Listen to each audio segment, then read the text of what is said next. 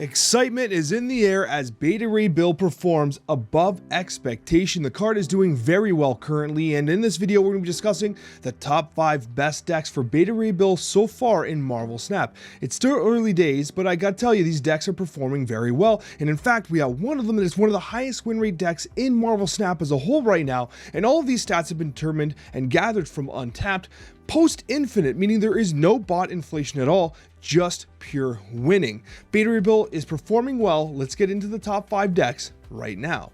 Right off the top here, we have Techy Beta Ray Bill running a 54% win rate and a good Q rate of 0.26. This here features a lot of tech cards and a lot of power too, and cards like Maximus and others. But most notably, of course, you have the Thor and you have the Jane Foster package with Beta Ray Bill, but you also have a ton of tech. You have the Killmonger, you have the Shadow King, you have the Enchantress, you have the Shang-Chi, and you're getting a lot of power from the Miss Marvel as well. This is one of those like control style decks. It kind of seems to have an answer to everything. I'm surprised that somehow Sarah didn't find its way into this deck. Maybe one day it will. But regardless, this is a very high performing deck that's doing really well right now. I'll actually zoom in a little bit here.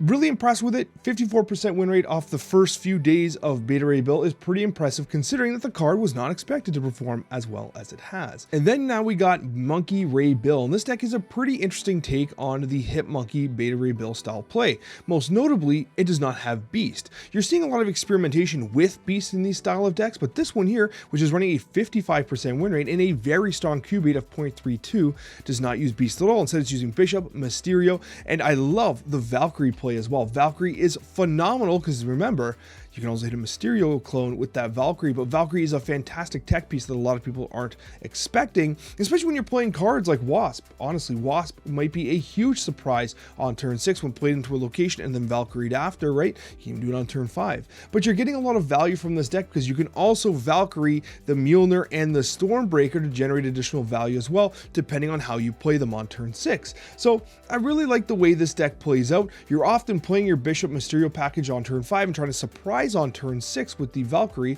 or you can again do it the other way around depending on what's going on. If you draw your Jane Foster, you're able to kind of get that miracle turn 6 play going. That's perfect too. Regardless, a very interesting deck with a lot of different play lines as you go into turn 5 and 6, depending on how you want to play either Valkyrie to close out the game, or you want to do your Jane Foster into Burst close out on the game, which is a little bit of an easier play line, but you're not going to catch people by surprise the way you might catch them with a Valkyrie. Regardless, a very fascinating deck that I like a lot. As we move on to number 3 here, and we have Annihilus Beta Ray Bill, a very interesting mix of archetypes here. And again, what you're seeing is you're seeing the Jane Foster, the Thor, and the Beta Ray Bill combination here. We're not seeing Odin in a deck like this, which is kind of interesting, but instead you have the Annihilus play. With Annihilus, you're able to generate some value with the Sentry and with the Hood, and as we've seen in the past, that's kind of all you need with Annihilus. You have Annihilus, you have Sentry, you have Hood, and that's basically it. You generate enough value because you got a 420 Sentry. He's blazing, and I mean, it's just too much power for your opponent to deal with most of the time. And it creates this control factor where like they want to play into the Sentry location, or I should say the voided location, to prevent it from coming over on the side, because that negative 10 power is significant. So, I mean, it's 56%, a 0.35 cube rate. The stats are there. It's a phenomenal deck. It's performing wonderfully, and it's one you can turn to if you like that junk style gameplay. And honestly, it's one of the top Annihilus decks right now, right? We had Annihilus Bounce is performing very well as well, but this here, it's got some nice things like the Mobius and Mobius, which we did see in the Techy based deck as well. So like, I like what it has here. It has a lot of tech, but I think that can be valuable in a lot of play, especially when you're going into Infinity Conquest. At number 2 here, we have Lockjaw Beta Ray Bill. This is currently the highest win rate and highest cube rate version of the Lockjaw variant of Beta Ray Bill. I mean, there's nothing else to say other than you got big boys, right? You got big boys in the Hulk and Magneto, and you know, I mean, Doctor Doom doesn't feel big, but it is 15 power across the board. You have Vision for if you pull Vision out of Lockjaw, you can move it, of course. And it's the high evolutionary splash, which I find to be very interesting in this deck. You have not seen much high evolutionary Wasp style play since the original iterations of high evolutionary Lockjaw Wasp, and then the Wasp got nerfed. It used to hit 2 cards with a negative hit, and now it only does the 1, but now it's back, and Beta Ray Bill is activating that, and of course you have the Thor as well. So I really like this list, and the stats don't lie. At a 58% win rate and a 0.38 cube rate, it is an exceptionally high performing list. And that takes us to number 1. And what's awesome about this deck, number 1, a Zabu Ray Bill.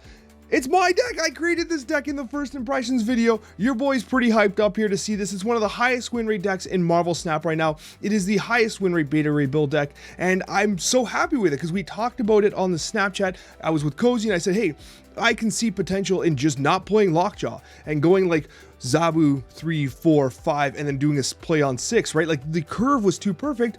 Why even use Lockjaw? You don't need Lockjaw to generate the value here. And then when you have Odin as a closer on turn 6, it's just so natural. And you get rid of the RNG and you just have answers, especially with Zabu going in on turn 6 and you're able to play the Shang-Chi.